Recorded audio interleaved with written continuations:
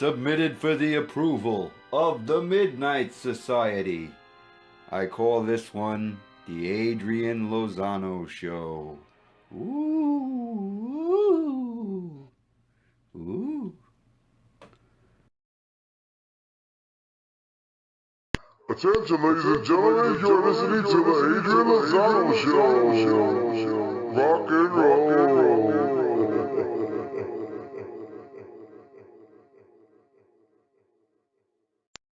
Attention warning disclaimer.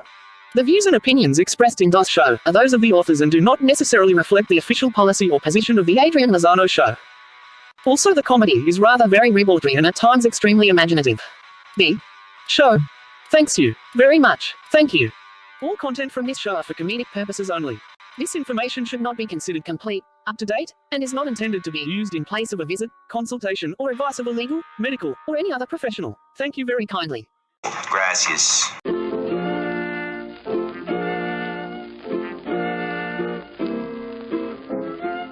So, before I jump into the new episodes, I want to tell you about two episodes that freaked me out as a kid. The first one in particular is, The Tale of the Dream Girl, Season 3, Episode 10, original air date March 26, 1994. I'm using the Dark Wiki to give me my insights into this episode. It's weird. Okay, so I couldn't find this episode on Amazon. Amazon claims to have all the Are You Afraid of the Darks? Even the shitty stuff with Tucker. Moving on. That story. The one about, well, I guess it's Johnny and his sister work in a bowling alley, and it's good. Just check it out. If you haven't seen it, check that one out. The other one I want to recommend is The Tale of Apartment 214. That one's fucking terrifying. Why did you break your promise? A very interesting story over the course of 3 episodes, and I have to recommend it. There are a lot of spoilers in this episode, and also,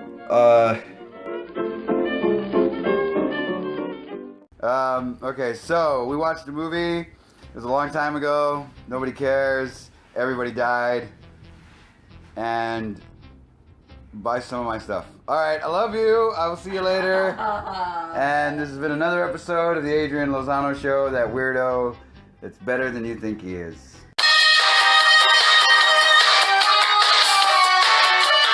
Alright, so I'm here with the lovely Miss Rachel. Rachel, what the hell's your problem? Not much. Alright, so me and Rachel watched Are You Afraid of the Dark? We watched it like 4 fucking years ago. Oh, we watched it 2 weeks ago. We got sucked into the brand new Are You Afraid of the Darks? Yeah, where the puppies and the kitties. The puppies and the kitties. Okay, so that first one, the best one. The first one was awesome, with the top hat, Mr. Top Hat, where he wears fishnets. Yes, I liked it very much. He eats scorpions, and he wears fishnets, and he wears a top hat. He was old. And he was grody, yeah. Ancient. And I loved it. Like, the way they ended it. The 2020... Was it the 2020 or 2021? The first one was only 3 episodes, 45 minutes each. Very, very cool. 45 whole minutes. I liked how it started off where she told a story, and I thought that's what we were going to continue to get. And then when it continued into the next episode, I wasn't quite sure what I thought. What did you think? Like, were you expecting it to be just 1 episode and then move on, like, kind of like the other Are You Afraid of the Dark from when we were kids? I was kind of hoping it would be more than that, but much to my surprise, it was. Wait, no. Yes, no. I was expecting less, but I wanted it to be more. And I got what I wanted, which was more of a story. And the direction they took it in, where they had it be a campfire story. Well, no, they had it be a real life situation where, like, this fucking Carnival of Misfortune or whatever it was called. Yeah. Carnival of Suckass or whatever. Was really a real thing, and they made this girl come out to the fucking spot and explain herself. They're like, hey, yo, what the fuck? Yeah. And but she didn't even know why it came true. Like, But it's because something she she'd was been the dreaming broad about. from the original. She was the broad from her story. No, she wasn't. She wasn't the original one. It was her ancestor. It was like her great grandma. Oh, she's the descendant. That's right. Yeah, her. Now you've done tons since, so I guess I understand. But that's Christ. just season 1. So we watched the first 3 of season 1. Which is all season 1 is. Exactly, and I guess It's all was it just ever a will little be. bit. Yeah, I guess it was just like a little bit of a test run. I'm guessing. Yeah. Yeah, and Season 2 was good though. season 2 was good, and season 2 was 45 minutes. Also, an 9. Mashal wrote the line submitted for the approval of as a nod to the Twilight Zone, in which creator Rod Serling would, after introducing the episode, say submitted for your approval. The storyteller would continue by announcing its title, The Tale of. Citation. Needed. The themes of the stories usually revolve around a variety of paranormal phenomena, such as demons, ghosts, magic, haunted houses, magical curses, aliens, witches, vampires, werewolves, and the like coming into contact with average youths. Usually, the episodes were either filmed in the woods, in abandoned houses, or in public places like schools or libraries. Sources of these tales vary in different ways. Many were adaptations of public domain fairy tales and short stories or urban legends.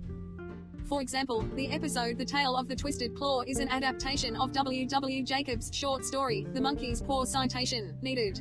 Sometimes, the stories were inspired by a certain event in the life of the storyteller.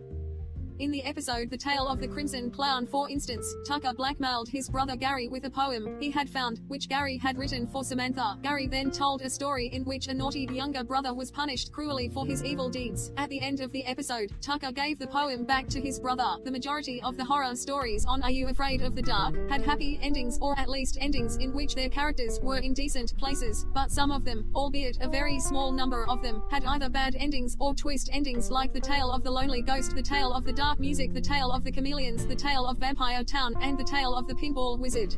At the end of most episodes, one character, usually Gary in the first run, and Tucker in the second run of the show, would throw a red bucket of water onto the fire, stating, "I declare this meeting of the Midnight Society closed," and the group would leave the campsite, thus ending the storytelling. Sometimes, the story would be related to an event, e.g. in The Tale of Laughing in the Dark, Kristen, who was afraid of clowns, ran off when Eric put on a clown mask. Then, everyone chased after her. This would cause either Gary or Tucker to hurriedly dump the water on the fire, and the Midnight Society would run off to wherever they go after meetings. Episodes edit. Main article, list of Are You Afraid of the Dark? Episodes, season episodes originally aired, first aired, last aired, network original series. 13th October 25, 1991, November 21st, 1990, 2 YouTube Nickelodeon. 13th June 19, 1993, October 2nd, 1993, 13th January 8, 1994.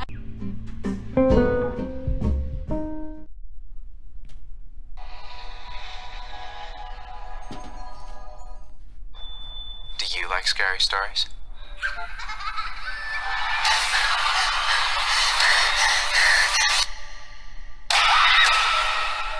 Let's see if the new girl's got the right stuff. Rachel, we're all afraid of something. What are you afraid of?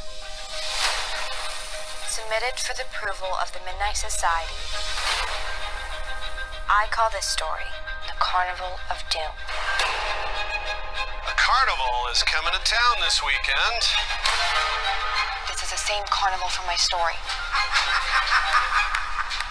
That smile will haunt my dreams forever.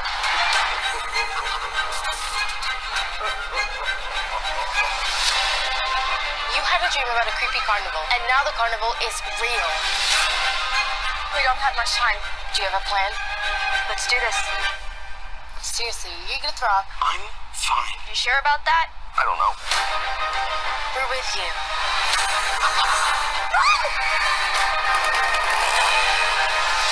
I'm going to end this. Look, if the story is too scary, I can always tone it down for you.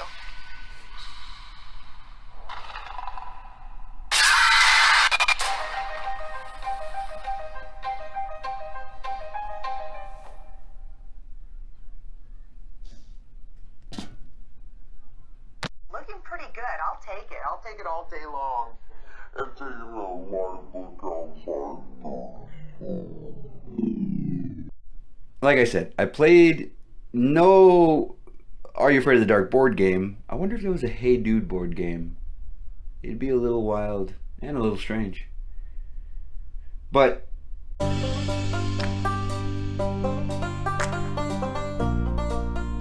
I also am a pretty big fan of the band from Pete and Pete. I like their music. Okay, so, man, how can you really describe the way that Are You Afraid of the Dark affected me? It affected me because it affected me in this way. I love anthologies. I'm Mr. Anthology. Just I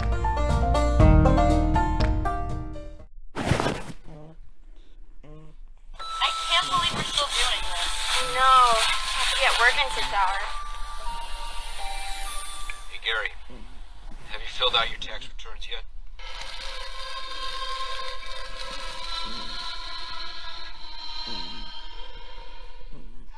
Who's telling the story tonight? That'd be me. Got a real chiller for you guys tonight. Is that some kind of gratuitous foreshadowing of what's going to happen in your story? Yes. Yes, it is. Submitted for the approval of the Midnight Society. It's 10:48. I don't like you. No, I'm kidding. I'm kidding. That's part of my story. You don't know me! What are we still doing sitting around telling these stories anyway? We should change our names from the Midnight Society to the 25-year-old bum still sitting around a campfire and telling random ghost stories that all feature Melissa Joan Hart Society. I call this story The Tale of the Frozen Ghost. So Melissa Joan Hart is going to her grandparents' house. Melissa Joan Hart was in my story last week. Can we use a new character? Okay. Fine. Okay, so there's this kid I know, and he looks out the window at his grandmother's house, and he sees a ghost. How you doing there, buddy? You cold? You cold? Want me to heat you up a hot pocket then? A hot pocket? Hot pocket? Is that your name there? Your name Cold? I'm Ted Johnson. Ted Johnson. Hold up a sec there, buddy. I'll look you up on Facebook. Your last name or first? The full name Cold Dyer? Frank, this story isn't going anywhere. He's cold. Why doesn't he just get a freaking jacket? I was getting to that. Is that supposed to scare me? Or make me want to steal sweaters from unsupervised youth? I liked it better with Melissa Joan Hart. Frank, your story sucks. My story sucks? What about the crappy story you told last week? The Tale of the Water Demons? Ooh, I'm scared, water demons. They came out of the sea to go after an old man while he was sleeping to get their golden trinkets back. He was afraid to go to sleep because the water demons would get him. Hey, Gary, here's some plot holes for you. Why didn't he just move off the coast? He could have gone to Idaho. There's no water in Idaho. By the time the water demons got to Idaho, he'd be awake. Then they'd have to start all over again the next night. Nobody sleeps for a week, Gary. Guys, can we hurry this up? The kid's sick and I told him I'd be home to tuck him in. How old is he now? He's 13. Well, wouldn't that mean? Thank you for bringing that water demon out of the ocean. So you were 13 when you... Okay. So I call this story The Tale of Laughing in the Dark. Oh, is this a story of what happens every time Gary has sex? Shut up, Frank. We all know it's the one about the clown. So there's this clown at a carnival. This kid Billy goes to see him. And he tries to get his nose by telling him a joke to distract him.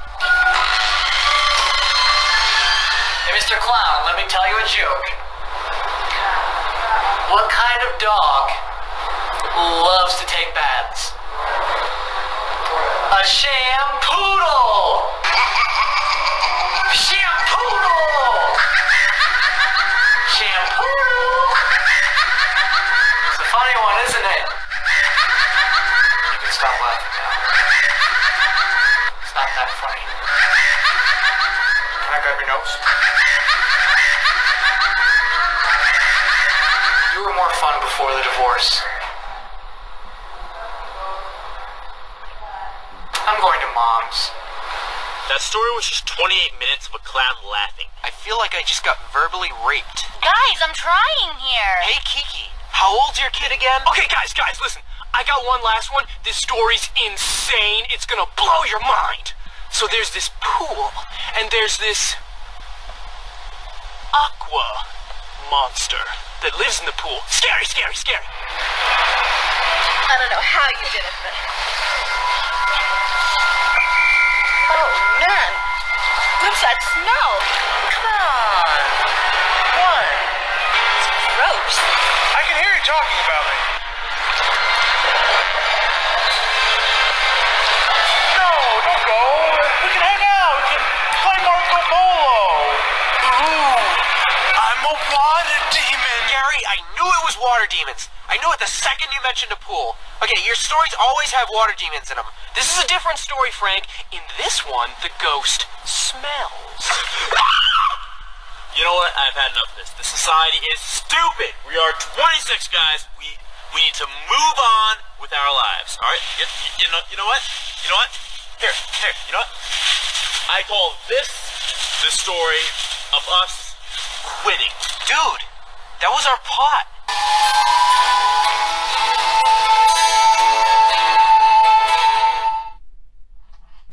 On today's episode, we're going to get back into the discussion that we were just getting into moments ago. You might be just joining us. If you are, what the hell? All right, anyway. The important thing is, we saw Are You Afraid of the Dark? Season 2. 1993, people. It was amazing. Oh, yeah, there was also one in 2021. Whatever. Look. There was a gap, though. There was a gap. And it was called a Canadian gap. It was like Canadian size. And it was called COVID. Oh, yeah, I guess, whatever. Look, the important thing is all those kids from the first season, they're all gone. They all died. Yeah, that did throw me a little bit for a loop because I was kind of expecting to see that the cast They're all come back. gone. They all died. Of them, they recast everybody. Yep, they all died. Yeah, they were nowhere to be found. But the cool thing is, well... It would have ended... It would have been awesome if this story ended... Because this was like this was 6 episodes. Yeah. 6 goddamn episodes. Yeah, it was just like a trap. Like, we bought it. It was like a woman. It's actually a man, but just dressed up like a woman. It was a trap. Aww. Anyway, for fuck's sake. So this was 6 episodes long. It could have just been 3. Okay, it could have been 4. It could have been 4. It could have been 4. It could have just been 4 with Sardo. Fucking Sardo. Oh, that was awesome to see Sardo come back. Yeah, the original Sardo. Spoilers! The original Sardo, we did get to see him, didn't we? Yes, God. Rachel, were you there? Were you there? Alright. Were you? My stand-in was there. Rachel? So, we get to see the original Sardo come back, and he's losing on the deal.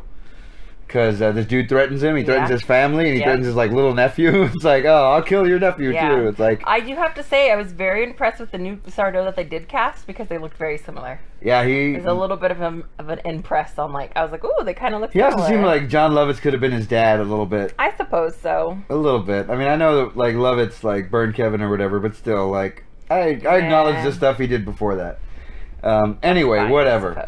Whatever. Look, the important thing is we saw this like 6 fucking weeks ago. 2 weeks ago, folks. And it is gone. We saw 2 Sundays ago. Maybe 3. I don't know. Yeah, it's been a while. It's been 3 Sundays, I guess, technically. This is the third. So like I said, 6 weeks Sunday. ago. Every week is like 2 weeks for me, I swear. Alright, anyway. Just got my shot of whiskey. Anyway, I am really looking forward to this being over. When is this going to be over? Oh wait, that's right. It was 6 episodes and we finished it. Okay, so it really dragged down those last 2 episodes. Yeah, I would say if they could have wrapped like the 4th episode. We really thought that was the last episode, and then we're like, and here's another. Here's 2 more. Oh man, but like it really was good. The first 3 were great. Yes. The first 3 were really good. The 4th one was like, I don't know why this isn't ending soon. Exactly. Why isn't this ending? Yeah. And then you get this fucking psych out of a boy coming back who's not the real boy. Like the original what is it? The leader of the fucking gang. Yeah. The Midnight Society gang that goes around. Oh, They're a rape gang. Okay, so I was gonna say the one thing that I was kind of curious about is that the first one that we saw, season 1, they did it in like a setting of That's season the 1. forest. That's season 1 fucking setup where they show, like, they put shit in her locker. Yeah. We didn't even give the setup. We didn't give any of the characters' names. We did a terrible job of describing it. I guess you could say that I have a couple of issues with the basics of the whole structure. Although I love the name Midnight Society, I've always felt like it was a bit misplaced with these underage kids being in this location that seems rather far, for them to have a fire and for them to be aware of how far they have to go. Like, that skit. Also, I can't find that skit anymore. I found that one on an archive channel. I'll drop the link in. But it's refreshing to know that they addressed that in these two remakes, in the 2019 one and then the 2021 version. They addressed the fact that these kids can't be going out at fucking 11:45 to make a 15-minute trek with 5 minutes of boat riding. Ride that boat.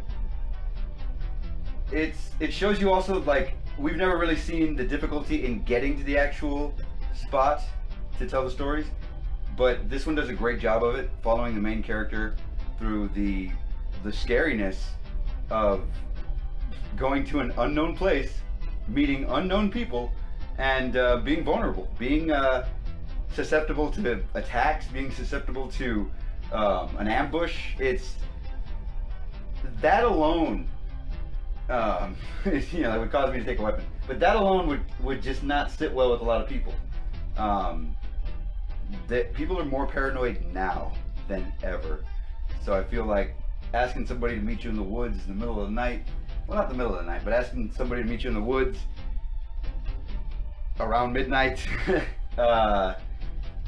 yeah, and then, like, what is it, one story and then you're gone? Like, I had to take 2 buses to get here, like, can we hear another story, or can somebody give me a ride home? I felt like that would have been more of a college thing, where people meet up for drinks and tell stories, and you could just do the one story and then everybody has a drink and then everybody leaves. I always felt like it was more appropriate to call that like the Last Call Society, you know what I'm saying, where it's like, well, we've got 2 hours, let's get drunk and tell stories. But that's neither here nor there. I feel like this concept was a bit off with the whole only one girl can stop you in the future. I don't know, it seemed like a bit, bit convenient, but it could have been something else. It could have been like, there's a bloodline that that's immune to me, and this bloodline, they're no good. The entirety of the bloodline, the family, they're all, like, even the pets, they all know what's up, and they can sense me coming and sense me going. I think that would have been a bit of an element to incorporate versus just the one girl where nobody else remembers. Whatever. Okay, so that's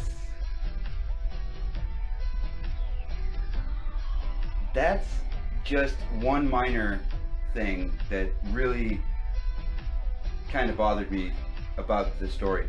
Other than that, I really have no issues with it.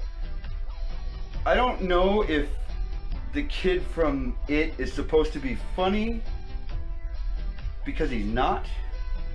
He has a really interesting, like, character intro when he gets off the bus and he's listening to that old song. It's weird because I expected him to, he's like dashing out of the way of a football. I expected him to be the comic relief, and I think he was going for that, but it just didn't come across the way they intended it to. He's seen as somebody who's a little befuddled, but not exactly comedic relief. And then that character Gavin, I don't know, he's, I guess, the love interest, you know, quote unquote, but like, I felt like I knew he was a member as soon as he started asking her about, like, hey, I saw you last night, you know, blah, blah, blah. It's like, well, I would have interrogated him right there. I'd have been like, wait a minute, are you a member? Are you a fucking member? You know, but it's this girl's not a detective, but she's almost like uncovering past lives, like a weird reincarnation type of motif, if you will. Anyway, like I said, I liked it. It was very well executed. Now let's get into season 2. Her name was Rachel.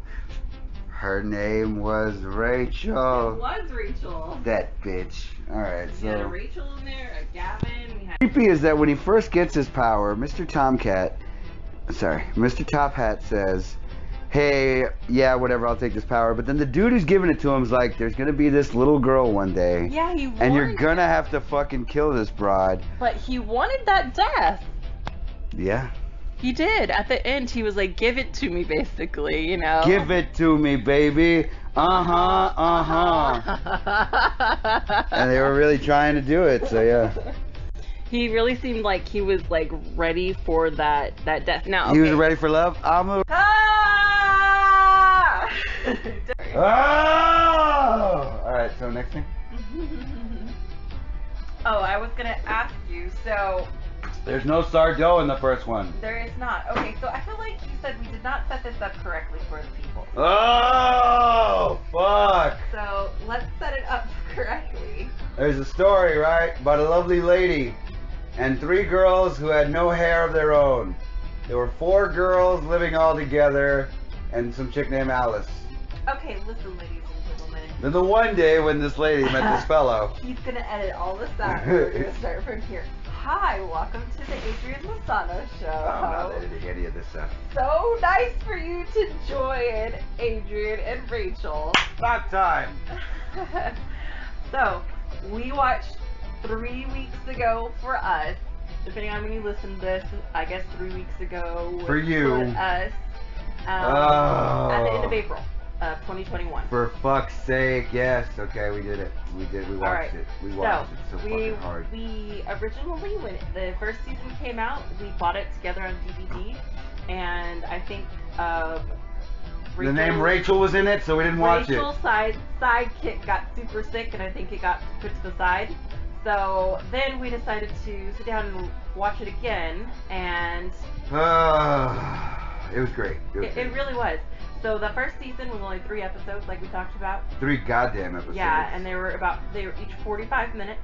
The first one, it really captivated you because it felt like it was taking like you a note in your locker. To it felt like it was taking you on the journey that you wanted to see for nostalgia purposes. Like, it really did. Like, we were watching it and I was like, oh my god. Because you could have used a little Sardo. It's happening. It's happening. Accent on the dough. And I liked the twist. I really did. I liked that they still went to the woods. I really liked how they set her up. I do think it's odd that they were able to, like, sneak off. That seems so silly to me that they were able to sneak off, but whatevs. I guess you don't think about that when you're watching it, the original ones either. I didn't think about how, like, what parent would let you sneak off at midnight. Yeah, it's true. It is the Midnight Society. It's like, I'll be there at 1:45. So, anyways, so the very first episode, we get all the that would good be me. feels, all the nostalgia. I would show up late to the fucking... Didn't you start the Midnight Society? It's like, I should have called it the 12:45 Society. How about Midnight 45, huh? The Is that cool? 1:45 Society. Yeah, 1:45. And then we show up, or is that like when you're gonna show up? And I was like, I don't know. I don't know. Somebody start telling you. You're fucking lucky I came at all.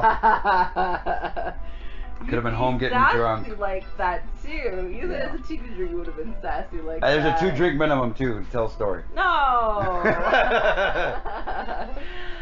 Maybe a 2-puff minimum. No, it's got to be a 2-drink minimum so they can be nice and wasted. Oh. That'd be great. And we'll thank the Trapanese for us. Thank you, Trapanese. Okay, do you want me to set this up or not? Bitch, you're doing a good job, Rachel. I don't know what the fuck happened. Alright, so. Christ. First episode, we Give get me all that. the feels, we get all the nostalgia. It's great.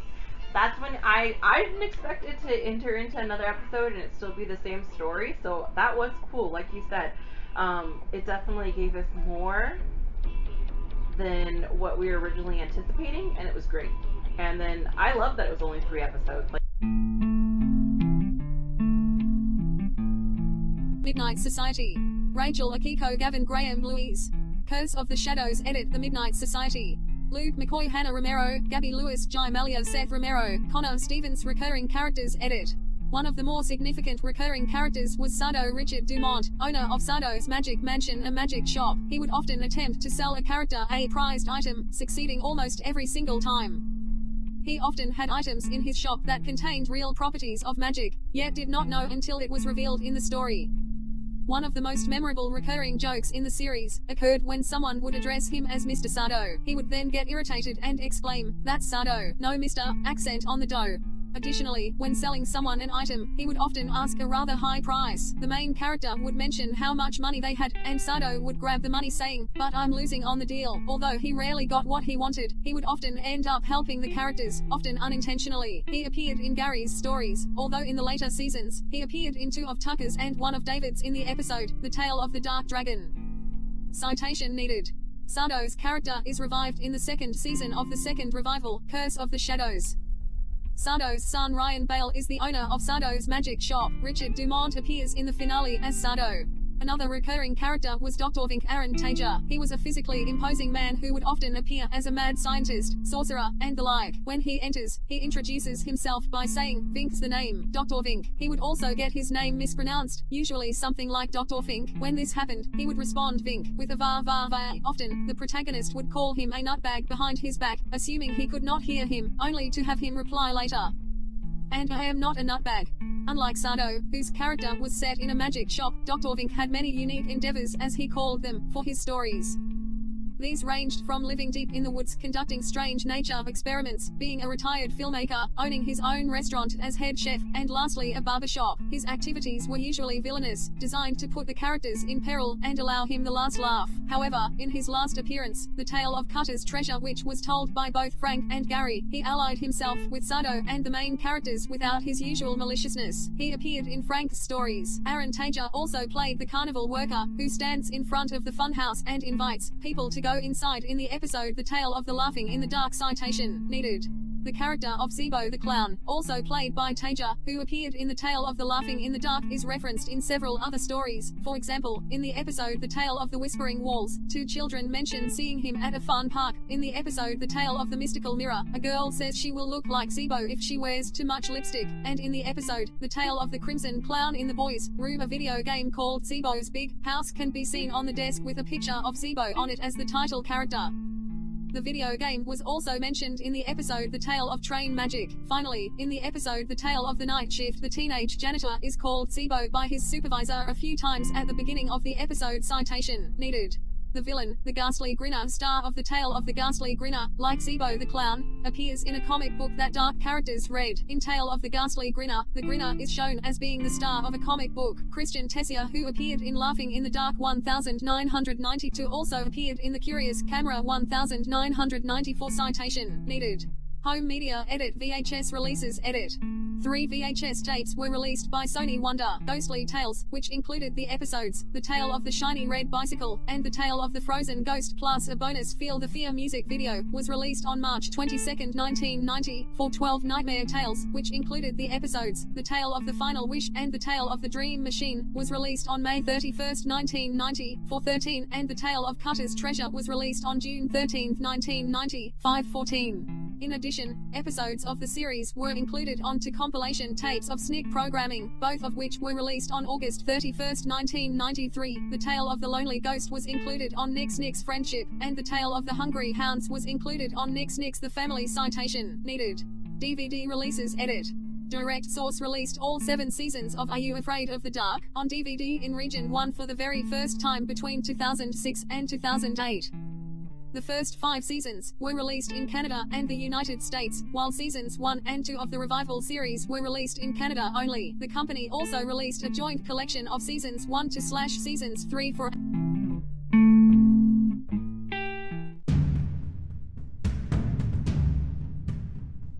And then that's it. fantastic. Everybody dies. Well, no, not everybody dies. Well, okay, so look, the second episode is when the thing comes to town. The story that Rachel tells is about, because that's the whole fucking thing. If you've never heard of the Midnight Society, they get around, they tell stories, the circle jerk, it's really cool. So, Rachel tells this story that ends up coming true in the second episode. Second episode, there's just fucking all these flyers going around saying you gotta come to the Circus of Horrors or whatever it's called. And it's actually really well executed because they call an emergency meeting. Yep. They're like, hey, what the fuck? Yep. Seriously, did you know about this? She's like, no, I didn't. I've never even heard of Trapanese and Lazarus. I don't know who these guys are. It's like, What she said is that she dreamt about these things. That's why she was surprised, because she told the story based off of dreams that she was having. okay, she got into the Midnight Society by drawing pictures of Mr. Top Hat and then throwing them away, and then that creepo from the movie It would like dig out of the trash, even though he's a germaphobe. Yeah. He would dig into the trash and be like, oh yeah, she's so pretty. And then like take pictures of her drawings, and then that's how she got in. It's like, we like what you do and throw away. So, second story rolls around. They're like, hey bitch, what the fuck? She's like, I don't fucking know. There's some goofball that she thinks is in the fucking club, but he's not in the club. He's a real goofball. Yeah. He gets kidnapped. He's the first one to get kidnapped because he's a piece of shit. Yeah. And they take his dog and they sexually abuse his dog. It's really horrible. Alright, so anyway, we move on. Wow, that is not what happened, folks. Not Anyway. at all. Anyway, they move on into the second story, and they all agree that they're not going to go. They're not going to go. They're not going to fucking waste their time with some scary shit Yes, like but this. Rachel was like, I'm definitely going. That was my Yeah, friend. Rachel's being I a gotta difficult go. bitch. I don't care. And then they decided they're going to band together.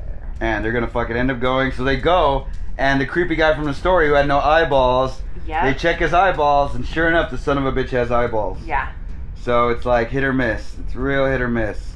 And then Mr. Top Hat stops time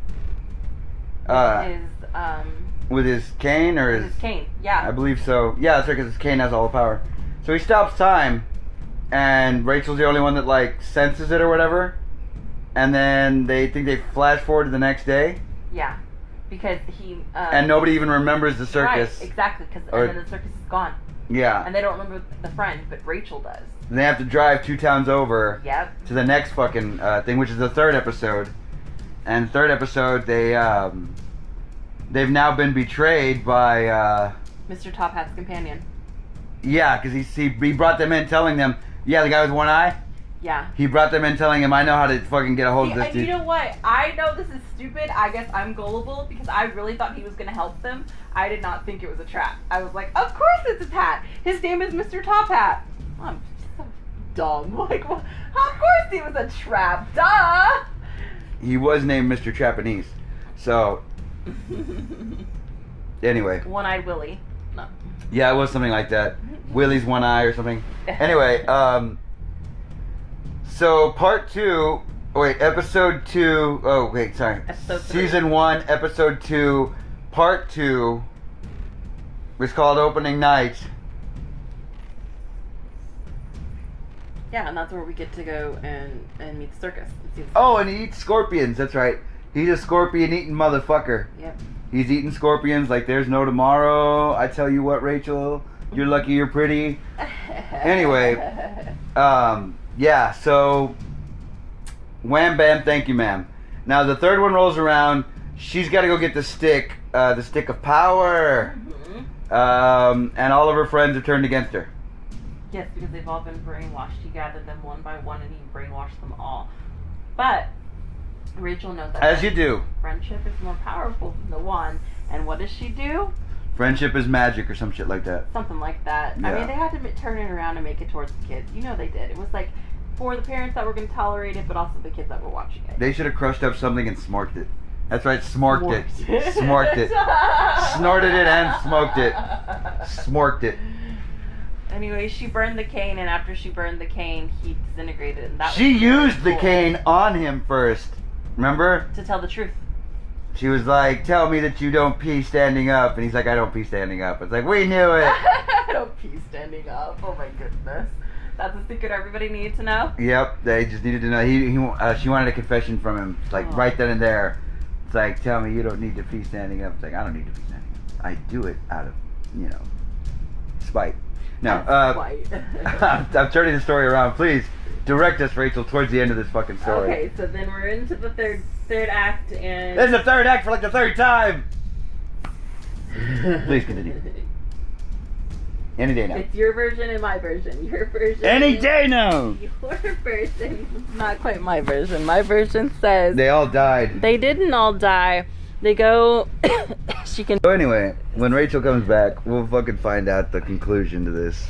The conclusion of the whole entire thing is she basically. That guy was in the lighthouse the whole time. That's season 2. What are you doing? They get there, they realize that nobody else can really remember what's going on except for Rachel, of course. What's going on? But she convinces them, they all follow her, and they all keep going, and she... yeah, doesn't one of them, like, steal her mom's car or something like that? Or is that the second? Yes, that is the one where they steal the car. No. Oh, I remember because the one little girl, her brother is a cop, and he is the one that took them. He took them to the next town, and then they stop at a bathroom, and then he gets kidnapped through the mirror, which that's fucking creepy. Oh yeah, then he comes back with like a Joker mask on. Yeah, and he's all clowned out and like drained and off-colored. I don't know. He's like, you ever wanted to make out with me? It's like, no, you're my brother. And so then they drive themselves the rest of the way there. They get there. Everybody comes back together. Come together. And then they get Rachel. Rachel and her group of friends. And they turn her against her friends. And his clown posse, basically. Insane clown posse. And his one-eyed friend that I don't have any idea. I don't remember what his name was. Mr. Dildo. And she, like you said, she went and she had all the power. She got the cane from him and... She snorked it. He told her, you can have all the power in the world. You could smoke all this powder. You can have all the power in the world because you can will this. And she goes, I don't want it. And I don't want your stank ass power. Threw it into a fire, and after the fire, he just disintegrated, and so did all of his circus. This whole circus. Yeah, they were all a bunch of losers.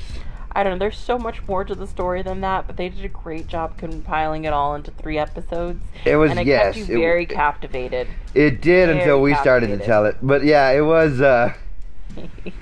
it was alright. It was good. It was worth your time. If you didn't, like, get enough of it spoiled, they were in that lighthouse the whole fucking time. That's season 2, don't listen to him. Anyway, yeah, it was good. That first season was really good. Yeah.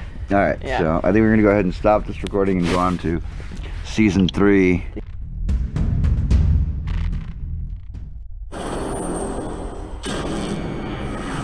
Dude, you have to come see this. This is not a good idea.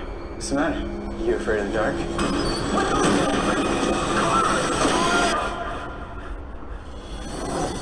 Have you heard from Connor? No. Should I have? No one's seen him all day. He's a leader of the Midnight Society. He would never bail on us like this. What is that? Maybe it's a shadow, and it's following him in every single photo.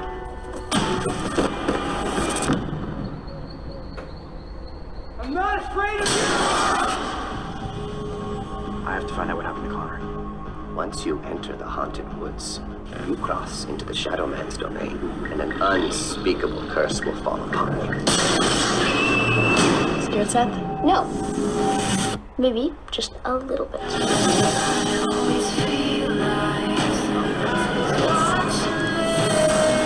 Are we sure about this? Anyone want to back out? Did you guys hear that? Sure, let's go toward the ghost. It's a good idea. Spirits high. Spirits low. Protect me from this wicked foe. What's happening? Amanda's following me! Somebody's watching me. We have to go now! Come on, let's go! Hannah, we said door open. We're trying to break an evil curse that's threatening our lives, Mom. Just do it with the door open.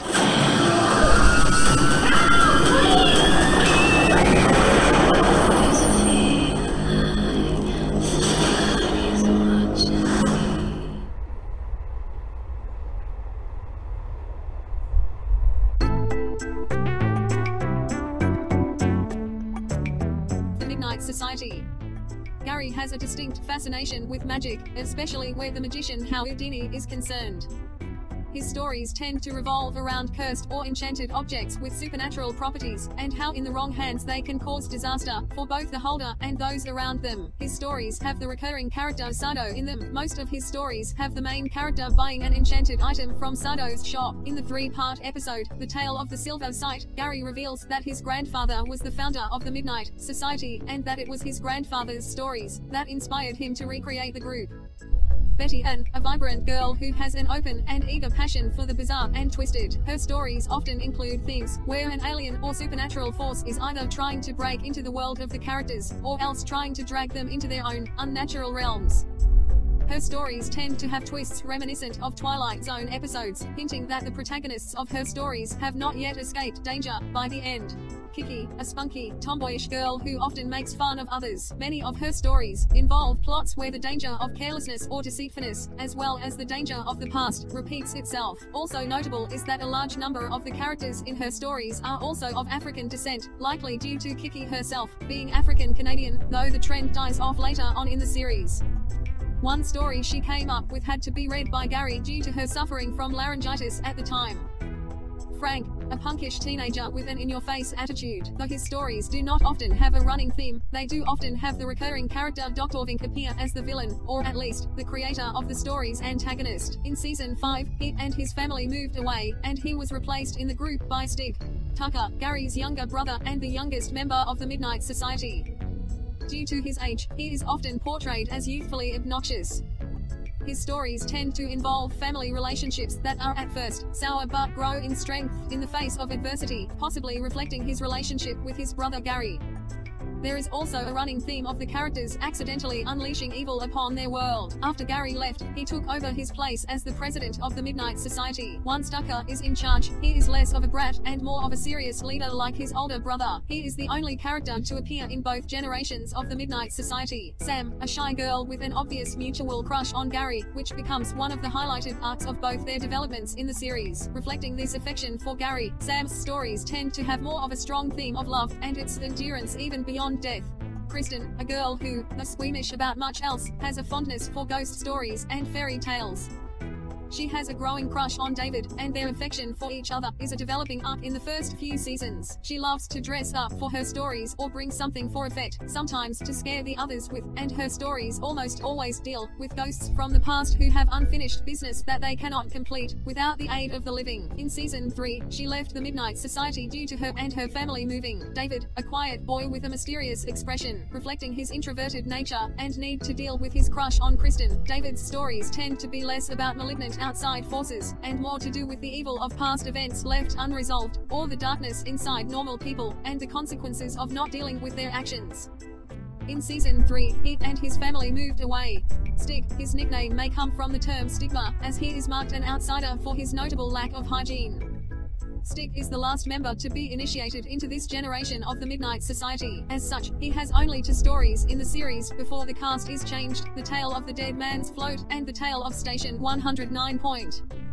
Due to the aversion people seem to have against him for his looks, both of his stories seem to revolve around outsiders judged for their appearances and/or tastes. Eric is portrayed as a diminutive teenager with visible Irish ancestry that influences his first story, as he has only had 2 stories in the first season before his character was cut. There is no visible theme in his storytelling, but they seem to be about incredibly powerful, evil forces once never proven innocent or misunderstood like some others. In his short run on the show, Eric was shown to be rather snide and negative, spending most of the time making sarcastic remarks and antagonizing the other members, especially Frank. He is the only character to leave the show without any explanation for his departure. First revival edit. Several years after the last meeting of the Midnight Society, Tucker returns to reinitialize the meetings, inviting his own circle of friends to reform the Midnight Society. Quinn is usually getting in trouble at school and at home, but he is a smart kid that likes to make fun of Andy teamed up with Vange. Quinn's stories have little in common though, usually involve the protagonist's actions unleashing or bringing them face to face with the villain. Vange, short for Evangeline, is the youngest of the new Midnight Society. She is a tomboy and does not have a problem with speaking her mind. Teamed up with Quinn, she makes fun of Andy a lot. Vange's stories have little in common though. Most seem to be about how wanting something too badly can cause the main character to play into the villain's hands. Andy is very sweet and kind. He is always being made fun of by Quinn and Vange for having more muscle than brains. He lives on a farm with his family. He often works there before and after school. Andy is the closest to Megan. Andy's stories have little in common but are often about how characters' dark sides can unleash evil. Usually, the inspiration for his stories are based on his own real-life personal experiences. Megan is a rich kid who is not very comfortable in the woods. She would rather hold the new Midnight Society meetings in her own well-managed backyard. Tucker, not being the stickler his brother was, lets Megan refurnish the campfire with some comfortable old couches. She seems to have a soft spot for Andy. Megan's stories have little in common, though most seem to somehow involve romance. Sometimes she brings a prop or starts a brief game relating to her story. Carnival of Doom edit.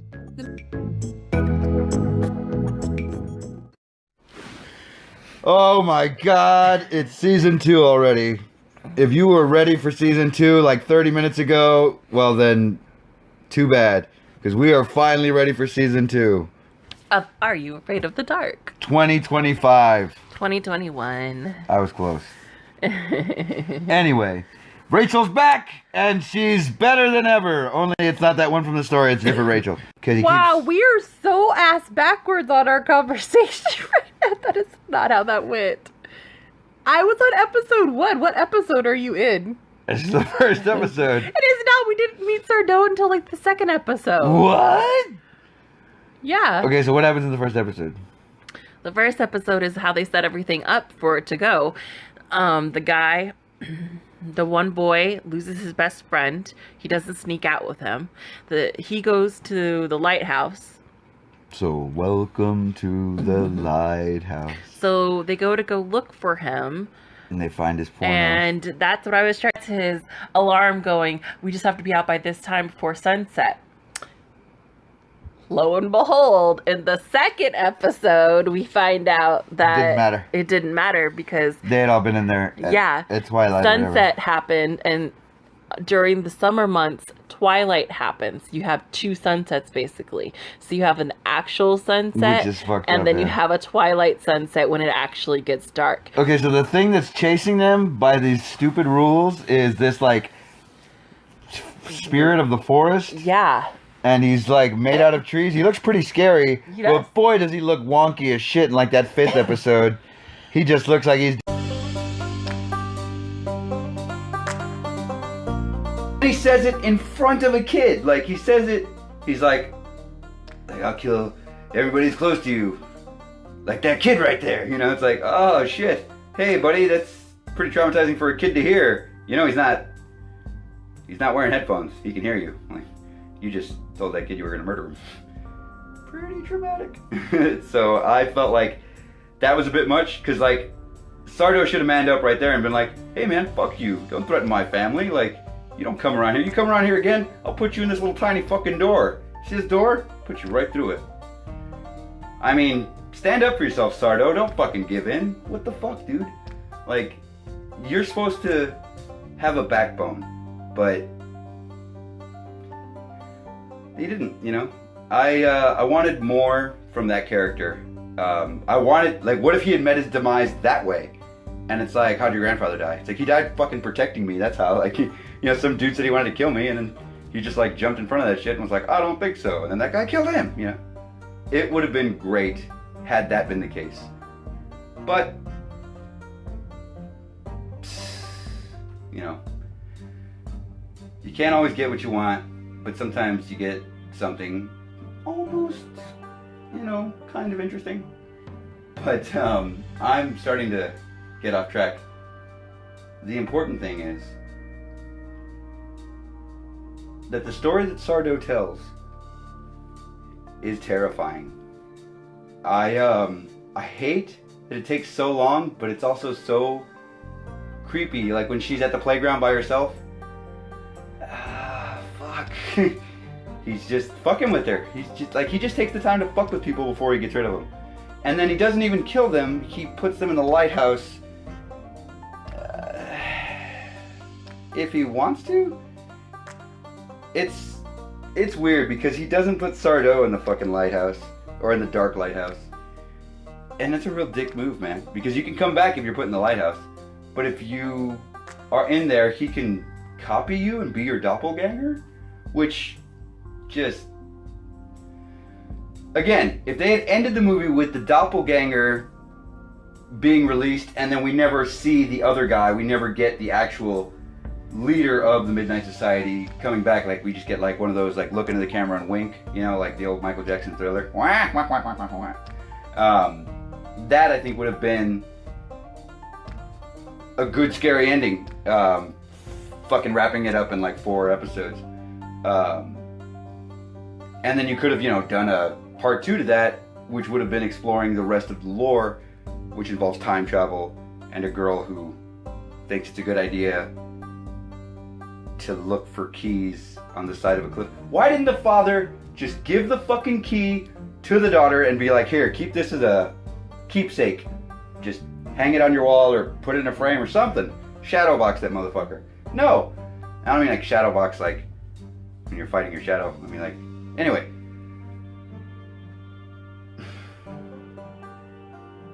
Why throw the key? Why throw the key? If he wouldn't have thrown that fucking key, that girl wouldn't have died, and he wouldn't have to make a fucking promise with these dark spirits that, hey, if you guys turn me into a shadow demon, or shadow man, if you will, I'll totally waste a bunch of innocent kids that don't know what daylight, sunset, and twilight mean. They just don't. Nobody told them, you know.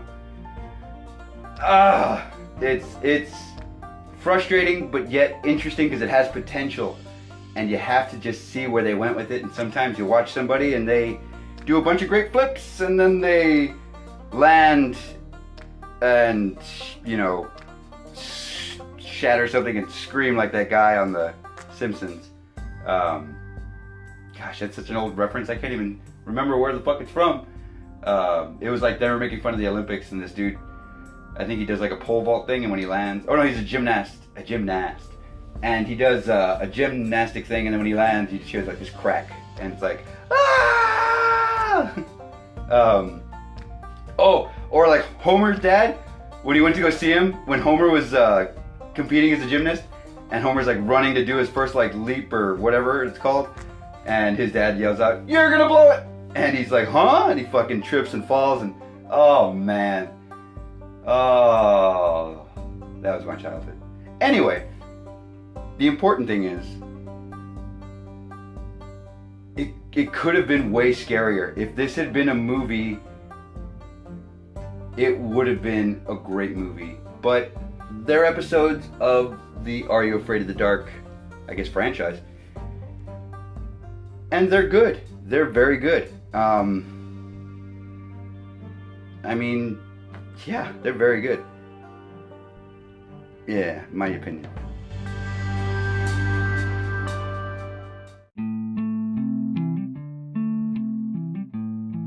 As a box set, these releases have been discontinued and are now out of print. Citation needed.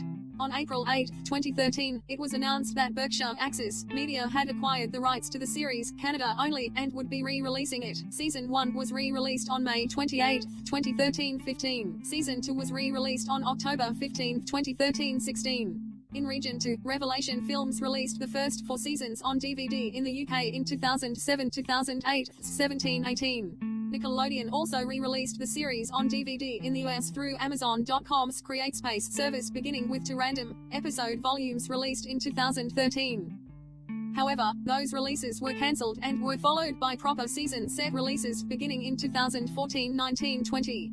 On December 1, 2014, it was announced that Madman Films had acquired the rights to the series in Australia, and would be releasing the series through Via Vision Entertainment. In 2015, Via Vision released seasons 1-3 individually. It was announced on September 22, 2017, that Via Vision Entertainment have no plans to release the remaining seasons of Are You Afraid of the Dark 21-20 to 23-24. Release name, ep number, region 1 US, region 1 Canada, region 2 UK, region 4 Australia. Freaky favorites, 6th December 8, 1999 and slash of the complete first season, 13th June 23. First 5 complete seasons of the series have been released non-sequentially across 10 volumes in digital format on iTunes, Amazon, and Vudu. September 2016, all 7 seasons of the first 2 series were made available for free on YouTube for non-United States viewers. 44. On November 6, 2017, Season 1 was released for free on Canada Media Fund's Encore Plus YouTube channel. As of 2021, Are You Afraid of the Dark is available on Paramount Plus. However, there are some missing episodes, most of which are missing due to music clearance issues. Tale of the Closet Keepers is most likely barred due to scenes of bullying, discrimination, and outdated racial stereotypes, while the revival seasons are missing due to not being well liked or remembered. Tale of the Super Specs, Tale of the Dark Dragon, Tale of the Midnight Ride, Tale of the Dream Girl, Tale of Quicksilver, Tale of the Long Ago Locket, Tale of the Fire Ghost, Tale of the Closet Keepers, Tale of the Unfinished Painting, Tale of the Chameleons, Tale of C7, and the revival seasons 6 and 7. Okay, quick, real quick, super quick, like fast, crazy quick. I'm so fucking quick. Like a bunny or whatever. Alright, so, hey, popping in real quick. I needed to say something to you from the bottom of my musical thing. I like the soundtrack. It's good. However, it excludes 2 songs that are fucking amazing, and I'm guessing they just cost a bit too much money. The first one's from the 60s. It's Igor's Party. You hear me casually mention that. It took me a second to realize that that wasn't the cover. There's a cover of Igor's Party, which is okay. It's not bad. But the original by Tony and the Monstrosities. That's some good shit right there. That's a deep cut. The other one that's a super deep cut but fucking amazing is The Cramps, Human Fly. Oh my god. The Cramps and Are You Afraid of the Dark? I thought it was cool. I thought it was a very... you just can't hear that song enough. You know, it's just like, it's a badass song. If you don't know about The Cramps, fuck man, you're losing out. You're losing on the deal. The Cramps are fucking kick-ass. And Tony and the Monstrosities is more of like a novelty. They only did like 1 album with... Igor's Lament is on the other side of that one. Again, songs nobody knows, but a guy who knows too much about music and movies. Now back to the show.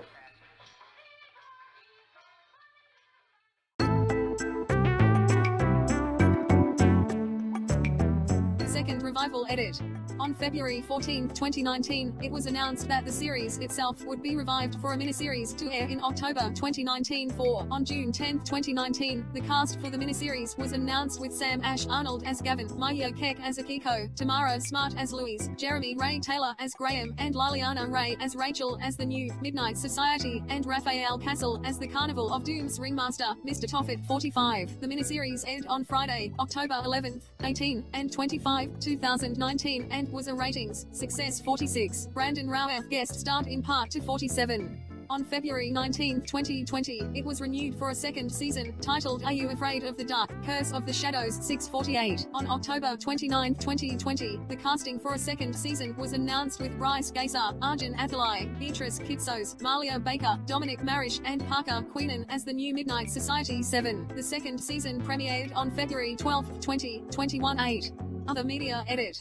The television series spawned multiple licensed products. A PC game based on the show titled Are You Afraid of the Dark? The Tale of Orpheo's Curse was released in 1994-49. A board game titled Are You Afraid of the Dark? The game was also released. 50. They also released a series of audio cassettes entitled Are You Afraid of the Dark? More Tales from the Midnight Society, which were narrated and voiced by actors from the show who reprised their respective characters. 51. Perhaps the most prominent of products from the franchise's merchandising was a series series of books written by various authors between 1995 and 1998-52. On November 13, 2017, it was announced that a film adaptation of the series was in the works at Paramount Players. Writer Gary Dauberman was set to write the screenplay with Matt Kaplan producing and DJ Caruso directing 53-54. The film was scheduled to be released on October 4, 2019 55. However, on February 27, 2019, Paramount removed the film from their schedule 56. References external links. Last edited 2 days ago by Paper Luigi related articles. Alright, I think that's going to go ahead and wrap up today's episode. I want to thank you so much for listening. I want to thank you also for staying alive. That's important. Make sure to look out for yourself and your pets. Just always remember that anything can happen at any time. And also remember this podcast is intended for the purposes of humor. If you learned something, that's totally your fault. And I will see you probably never, but you will hear from me in the future from the past. Doing that creeper dance like he's fucking... It is not impressive. I was like, what the shit is this? He is like Even Michael... they knew they didn't need the fifth He's episode. like Michael Jackson thrillering it up. It is just not fun to watch. I am ashamed of you and your family. You know, I'm gonna say this. For you and your It would have family. been not really of, cool of you and your family. if they did- You know what? Both. Of you, of your family, and you. They Alright. did 3 episodes in the first season and 4 episodes in the second season, and then 5 episodes in the third season, and just kind of get it. And they progressively get worse and worse. Oh no! Yeah, that's the way it turned out.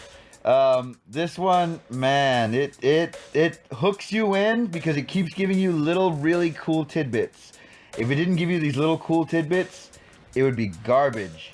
But these little cool tidbits, things like having Sardo in there and then killing him, I mean, the fuck? They kill everybody except this loser bitch ass fucking main character guy whose name I can't remember. His name's Suckass or whatever it is. He can't even fuck. He's not even half the man Trevor is. But yet they stumble upon fucking this lighthouse where they get this story, right? So they all go back in time and fucking get this story of, oh my god, this broad off the side. She threw herself off the side of a cliff on purpose. She tripped trying to get the key. Like a dumb bitch, she tripped. Start the lighthouse back up. Oh, this is gonna be fun to edit. I'm so mad. Alright, so this bitch fucking ruined her father, just destroyed her father by killing herself. And her father's like, I vow to fucking kill so many kids in this fucking forest. It's like, give me the power. Ade, Dewey, Dembella. And that's when we get to see the original Sardo. Oh yeah, and the original Sardo, Flashback, yeah. the original Sardo gets threatened. He's like, I'll kill your fucking family, Sardo. And it's I want like, to know how they did that. I guess it was all digital. oh no, that boy was just old. That boy was just old. That was an old Sardo. But that was the Like, original. that- Do you think that's- they brought the original Sardo back for it? Yeah, that was the original Sardo. He aged like a fine cream that was left behind a radiator. That's how he aged, gracefully in the worst way. Yeah, so accent on the dough. You get to see him. You get to see the young magician or whatever, who's like amazing. He's amazing as the new Sardo. Abracadabra, right, is the word? It's the secret word. Yeah, everybody's always asking him. They're fucking yelling it at him. He's like, I hate these kids. Abracadabra. He really doesn't like the kids at all. No, he doesn't. But Well, one of them did break into his shop and steal his book, so. yeah, but you know, I really did think it was very cool. In the 4th episode, when Day rates would be nice.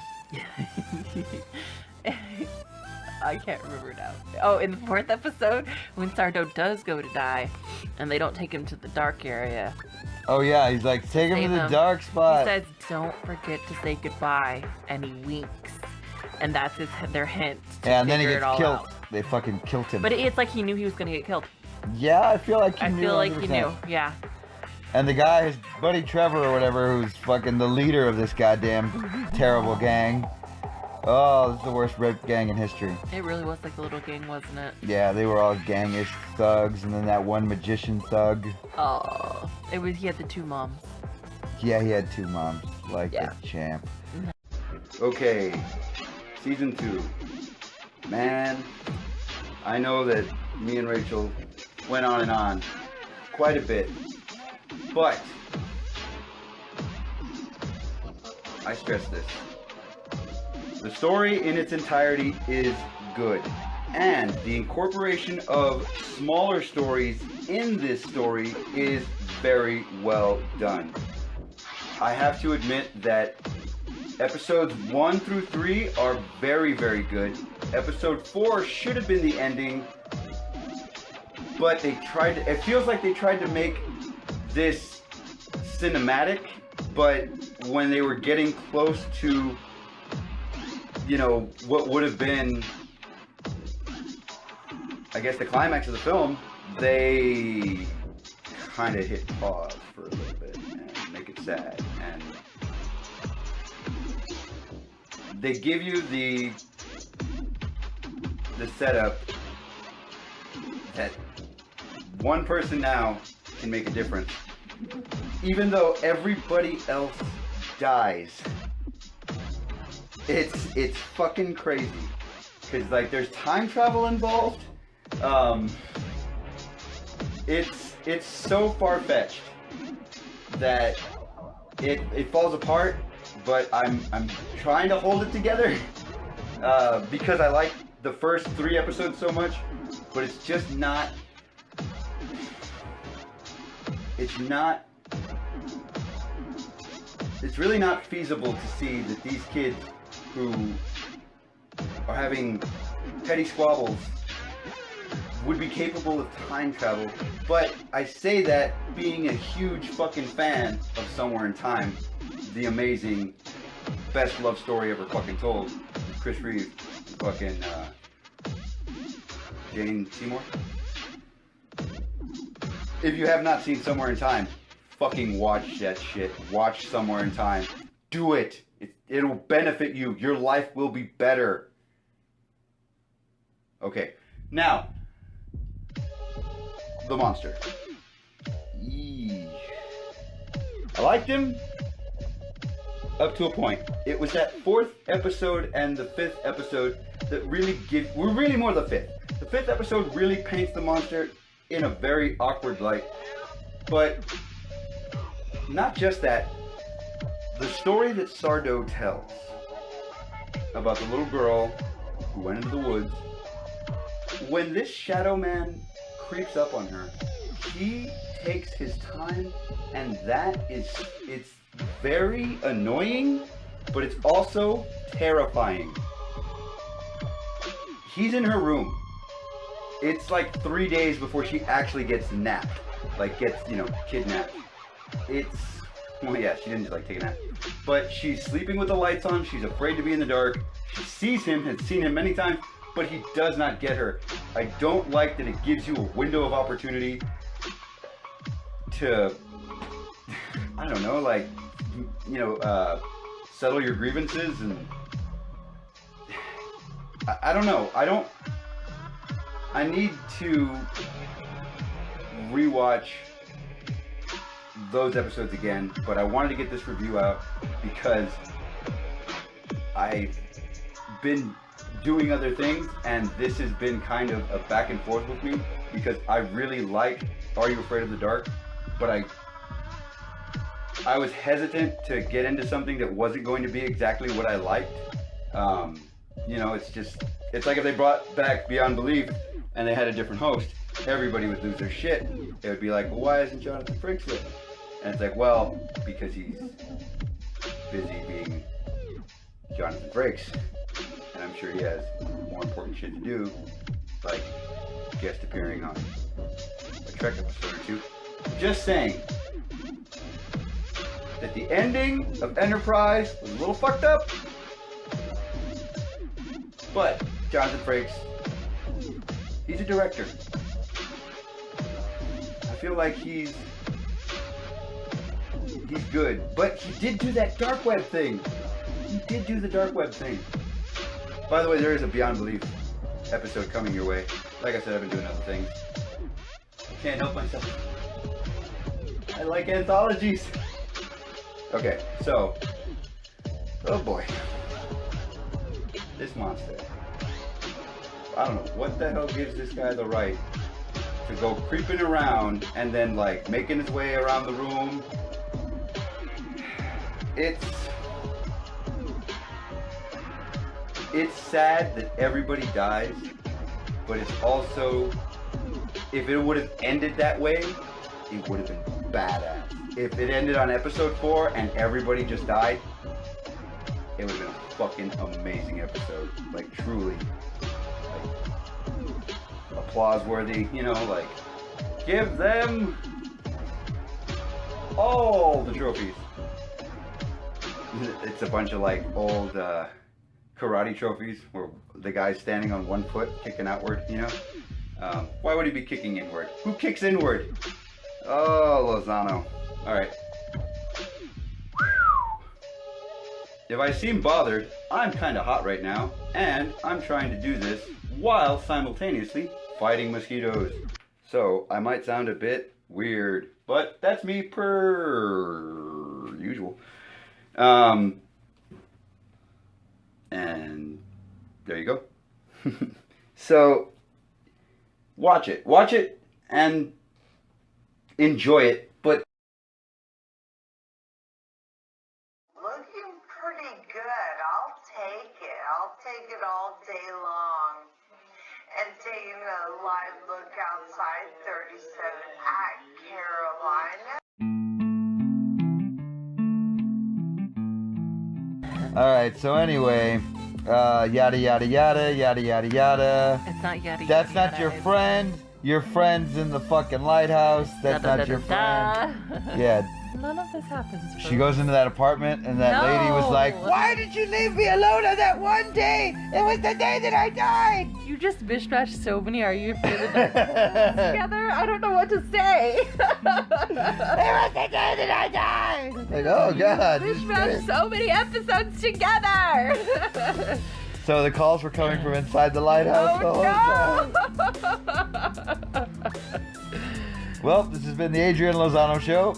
I give up on season 2. Bye. Yeah, it was great. It was long and it took a long time. Oh, and there was these other girls there, these little girls. Oh my god, those little girls were so sad. But in the very end, they got to be alive. No, they didn't. They died. No, they got to be alive, remember? Because that fucking dude went back and he's like, holy shit, your name's like Betty or whatever. And she's like, yeah, do I know you? And it's like, no, you don't know me. I guess we weren't kidnapped together in a lighthouse. Whatever, bye. That's true. They took him. That's awesome. Oh yeah, and then the dead girl was the mayor. Yeah, the other dead girl.